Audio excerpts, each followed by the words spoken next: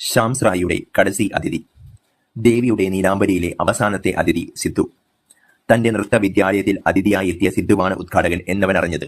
ആ വിവരം അവിടെ കൂടിയിരുന്നവരോട് ദേവി പറഞ്ഞതിനൊപ്പമാണ്. കോളേജ് വിദ്യാഭ്യാസം കഴിഞ്ഞ് നീണ്ട 8 വർഷത്തിനു ശേഷമാണ് ഇരുവരും കാണുന്നത്. അവർക്കിടയിൽ ഉത്തരങ്ങളില്ലാത്ത അനവധി ചോദ്യങ്ങൾ മാത്രമായിരുന്നു ഉണ്ടായിരുന്നത്. ഒടുക്കം തന്റെ സുഹൃത്തായ സിദ്ധുവിനെ നാട്ടിലേക്ക് യാത്രയാക്കി വരുന്ന സമയത്ത് ദേവിക്ക് അപകടമുണ്ടാകുന്നത് മുതലാണ് ഈ കഥ ആരംഭിക്കുന്നത്. ദേവിയുടെ തിരിച്ചുവരവിനായി കാത്തിരിക്കുന്ന സിദ്ധുവും തന്റെ ഇന്നലകളിലേക്ക് തിരിച്ചു പോകുകയും കാലം മറച്ചുവെച്ച പ്രണയവും അവളുടെ ഡയറിയിലൂടെ അറിയുകയും ചെയ്യുന്നു. തിരിച്ചറിയാതെ പറയാതെ പോയ പ്രണയവും പ്രണയനഷ്ടവും മുൻപും വായിച്ചിട്ടുണ്ടെങ്കിലും ദേവിയും സിദ്ധുവും പ്രിയപ്പെട്ടവരുടെ മനസ്സിൽ വലിയൊരിടം നേടിയെടുത്തു. ശ്യാം ഇതിൽ കുറിച്ച വരികൾ ഇങ്ങനെയാണ്: വായനക്കാർ കടന്നു പോകുന്നതിനും എത്രയോ മനപ്രയാസങ്ങൾ അവർ അനുഭവിക്കും മുമ്പേ ഒരു എഴുത്തുകാരനെ കാത്തിരിക്കുന്നു. ഇതൊരു പക്ഷേ സത്യമായിരിക്കാം. അത്രമേൽ വേദനിച്ചവന് മാത്രമേ ഇങ്ങനെ ഒന്ന് എഴുതുവാൻ സാധിക്കുകയുള്ളൂ.